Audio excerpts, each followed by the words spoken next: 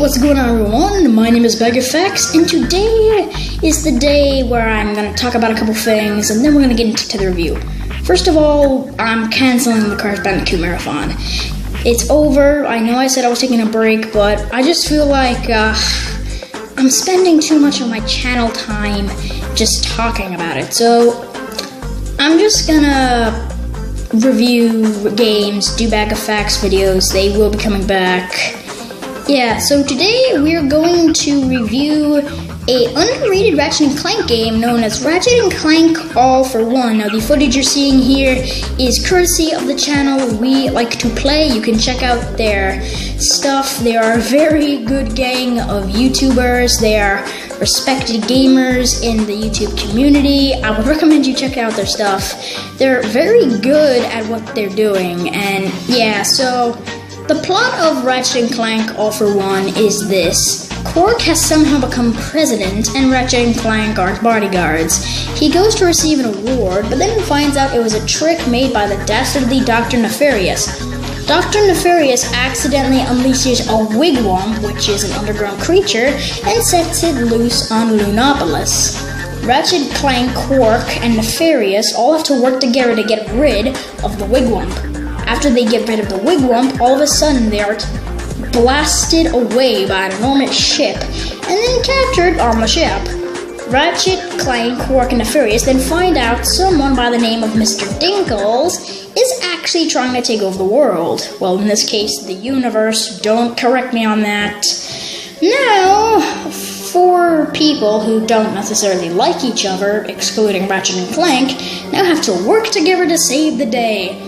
I gotta admit, this is an idea that people have fantasized about in Ratchet & Clank games, but now, here in this game, it's actually becoming a reality, and it's a little bit weird seeing the bad guys working with the good guys, because if you know Quark and Nefarious, yeah, working with Ratchet & Clank is not really their strong suit, unless you've played Ratchet & Clank Full Frontal Assault, Ratchet & Clank Free. So yeah, you wouldn't exactly call that their strong suit. That's the story. Now let's get into the gameplay. As for the gameplay, it's team-oriented, meaning that unless you have a friend nearby, things are going to get boring real quick. This game is entirely based around cooperative play, meaning if you don't have any friends nearby, this game is going to get real boring real quick. However, the gameplay with 4 players is chaotic. I've had the personal, joy of actually playing this game with 4 players, and trust me, trying to get bolts and other doohickeys is chaotic. You're all going to be killing each other and getting mad at your friends so much just from trying to get a couple of these. There isn't as many weapons or stuff to work with. The platforming's good, and they've actually speeded up the movement system, something that bugged me about Tools of Destruction and A Crack in Time, but I'm happy it isn't bugging me in this game. They've speeded up the movement speed so all 4 players can keep up with each other, which is something I like since, it was a cluster in the first couple of games on the PlayStation 3. In this game, the nanotech system is different. All players can take 4 hits. You can collect nanotech to fully recharge your meter. However, there's no upgrades to your health. You take 4 hits, that's it. But they make sure to keep the amount of enemies on screen minimal, since if there are way too many enemies on the screen and everyone could take just 4 hits, it would be a cluster and people would be dying so often. There's new team-oriented mechanics, including the Vacuum 3000, which can allow you to blast someone using the propulsion of a vacuum cleaner, and you can use this tightrope thingy, and watch as Spence, Tyler, can't remember the rest of their names, literally just fail at this so many times before they get it right. It can be utter chaos sometimes, and by utter chaos, I mean this game can go from okay to freaking ballistic sometimes. This game is absolutely nuts. In terms of graphics, for the PS3, this is by far one of the best looking Ratchet & Clank games, but I still think Into the Nexus looks the best. This Ratchet and Clank game looks beautiful. Quark has a new design which looks amazing. Nefarious, Clank, and Ratchet all look fantastic. And you can also earn hero bolts which can change their skin so you can see them in their full 3D epicness. Wow, this game's quite good. And, well, this is quite literally an underrated game.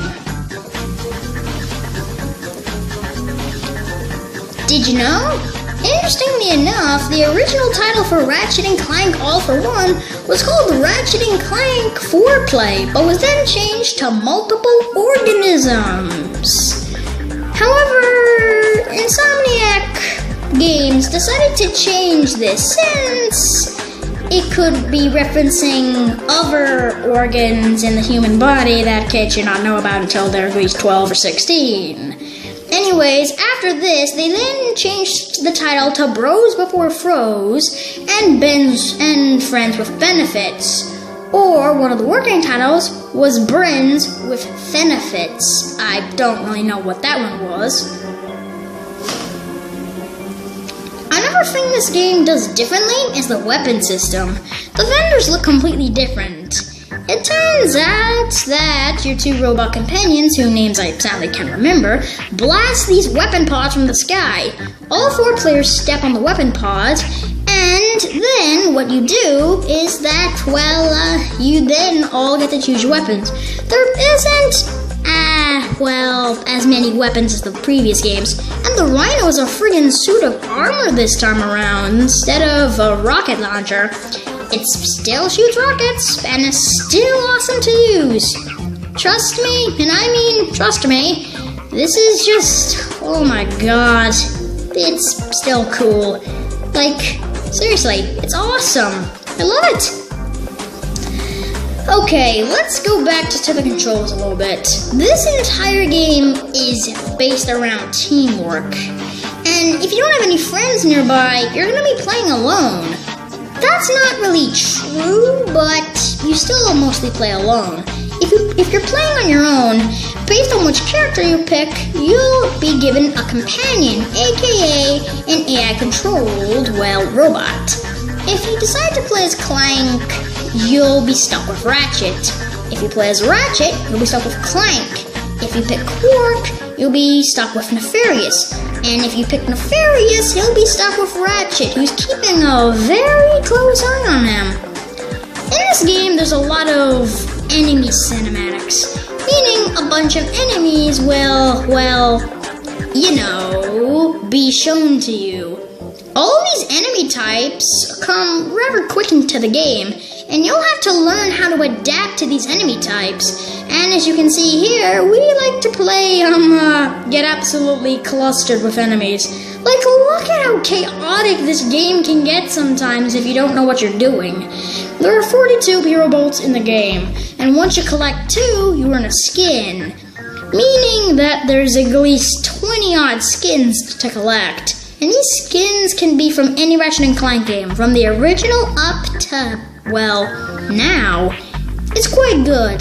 The weapon system's changed too. Instead of opening weapon crates, you step on these weapon pads. And while the system's okay, I feel like it kind of broke the flow of gameplay, especially if you're playing on your own and not with a friend. Also, over Did You Know fact, did you know, interestingly enough, a year before All for One came out, there was a competition, and the 2 winners would get to draw skins and could make exclusive skins for Nefarious and Captain Quark in Ratchet and Clank All for One. These skins can be seen in-game and are especially for Quark and Nefarious. These skins include Nefarious in a pink costume looking like a ninja, and Captain Quark as the president, which then led to him becoming the president in the actual game's storyline. I gotta admit, Ratchet and Clank All for One is quite a good game. I don't have that many problems with it, but there's one that bothers me, and it's really the only problem the game has. The boss fights take way too long, along with the co-op, which can be boring if you don't actually have any friends to play with. The the game can slow down. And with how long some of the boss fights can take, one of them taking 10 minutes, yeah, the boss fights can be long and strenuous. And unless you, well, have faced the boss before, you're gonna have no idea what you're going up against. Meaning fighting bosses can become a chore. As in, they become extremely difficult, unfair, and you want to end up breaking your face off the TV screen like a maniac. I don't know. How you get rhino parts in this game is actually interesting. You need to save these animals called fuzzies, and once you save those animals, you can then take them to a mysterious scientist lab. These labs are on pads similar to the ones, well, you know, you can find the weapons on. These pads will teleport you to a secret lab in which you can complete challenges using teamwork. And after you complete these challenges, you can earn rhino parts. This is how you earn the rhino in the game. But if you don't do it, you can kiss your hopes of earning your first ever rhino bye-bye. I gotta say, Ratchet & Clank All for One was a Ratchet game I came back to often with my friends.